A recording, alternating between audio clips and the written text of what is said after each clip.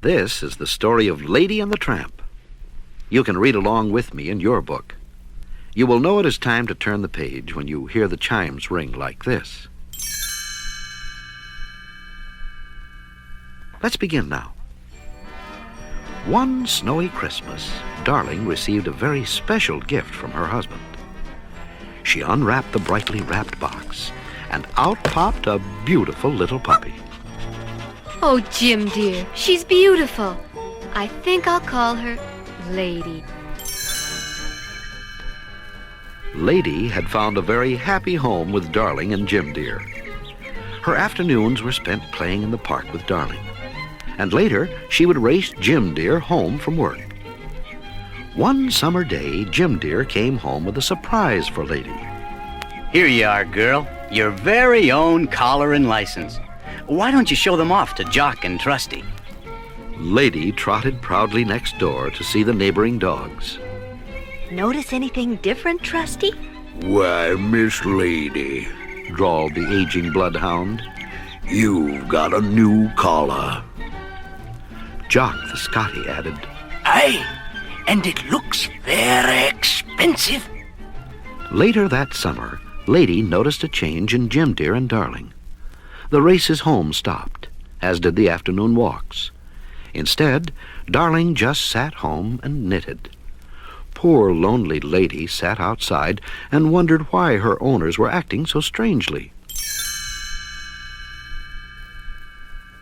The answer came a few weeks later. There was tremendous excitement in the house. Jim, dear, happily telephoned his Aunt Sarah. It's here, and it's a baby, a boy. I'm a daddy. Lady tiptoed upstairs and peeked carefully into a frilly crib. Oh, it's the cutest little human I've ever seen. So this is why Jim, dear, and Darling were acting so strangely. Lady rushed outside to tell Jock and Trusty about the beautiful baby.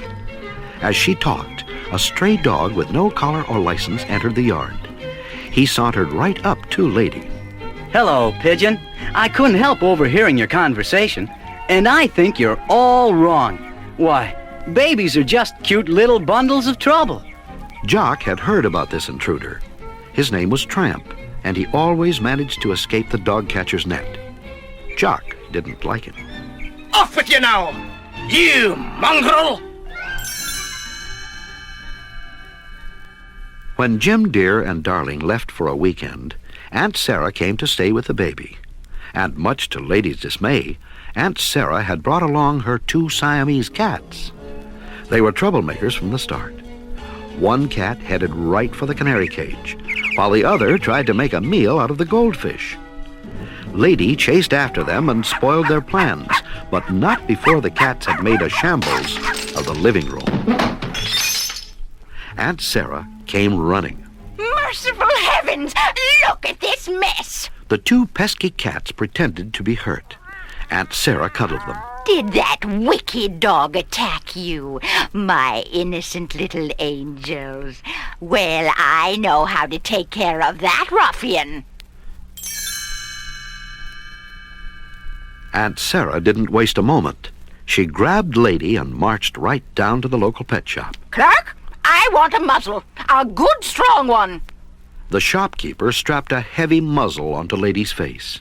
It was so tight that she could hardly open her mouth. Lady wiggled out of Aunt Sarah's arms and bolted out of the store in fear.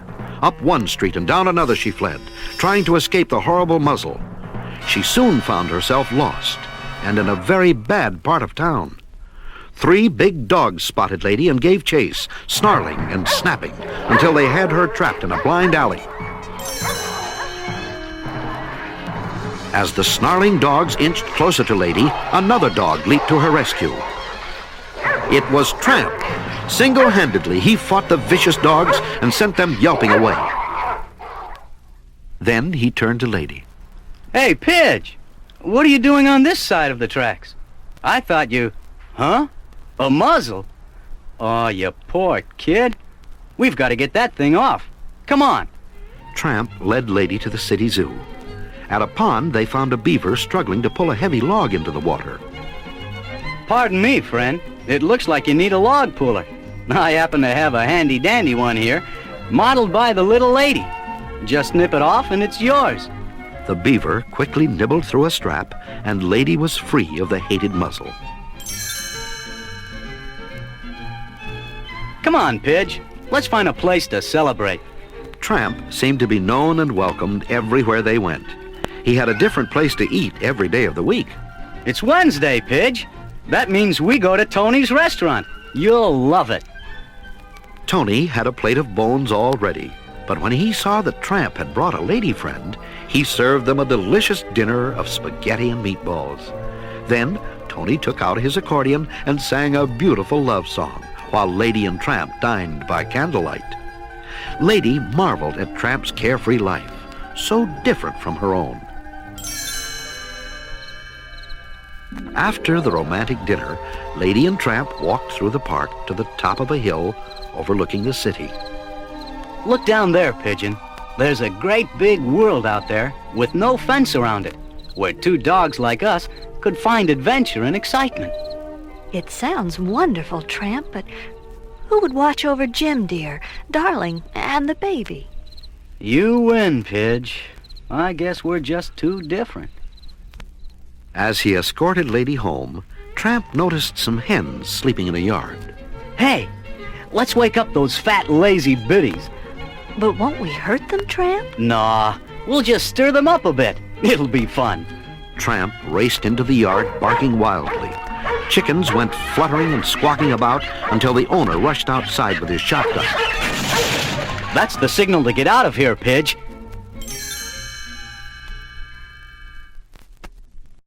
Lady tried to keep up with Tramp as he darted around corners and scrambled over fences, but soon she was lost again. Without warning, the city dog catcher pounced on poor Lady and carted her off to the dog pound. That Tramp. I never would have guessed he was the type to desert a lady. Lady had never been so scared and humiliated in all her life. The dingy pound was full of sad, scruffy dogs who stared longingly at her license. They told her that it was her ticket out of there and wished they all had one too. Soon Aunt Sarah arrived to take Lady home, but as punishment for running away, she chained her to the doghouse. Poor Lady was feeling lonely and sad when Tramp came trotting into the yard. Hi, Pidge. I heard what happened. I came over to tell you how sorry I am. You ran out on me and I took the blame. It was so embarrassing. I never want to see you again. Goodbye. As Tramp hung his head and turned to leave, Lady spied a big, ugly rat climbing into the baby's window. She tugged on her chain and desperately called for help. Tramp, hurry! There's a rat in the baby's room. Tramp raced into the house and up the stairs and burst into the baby's room. The rat was creeping toward the baby's crib. Tramp pounced on the rat and killed it. The noise from Tramp's fight awakened Aunt Sarah. She rushed into the baby's room. Oh, you vicious brute! Trying to attack the baby! Aunt Sarah hadn't even seen the rat. She forced Tramp into a closet and locked the door. Now I'll call the dog catcher and have that brute taken away. Jock and Trusty watched as Tramp was locked in the dog catcher's wagon. Well, Trusty, there he goes off to the pound. I was certain he was no good the moment I first laid eyes on him. Yeah, but I never thought he'd attack a helpless baby. Just then, Jim Deer and Darling returned home. Lady gave a desperate tug and broke her chain. She ran into the house, barking frantically at Jim Deer. Look, Darling, Lady's trying to tell us something. What is it, girl? Lady raced upstairs to the baby's room to show Jim Deer the truth. Oh, my goodness!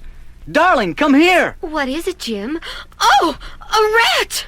That means that Tramp is actually innocent. He saved the baby. But now he's being taken to the dog pound to be destroyed. When Jock overheard this, he felt ashamed. Trusty, we've misjudged Tramp badly. We've got to rescue him. The two dogs raced after the dog catcher's wagon, barking fiercely. The frightened horses bolted. The wagon overturned, and the door sprang open. Tramp was free. Jim Dear and Darling were so grateful to Tramp that they bought him a collar and license. Now he was part of the family. The next Christmas, Lady and Tramp celebrated with their own family. 4 adorable puppies.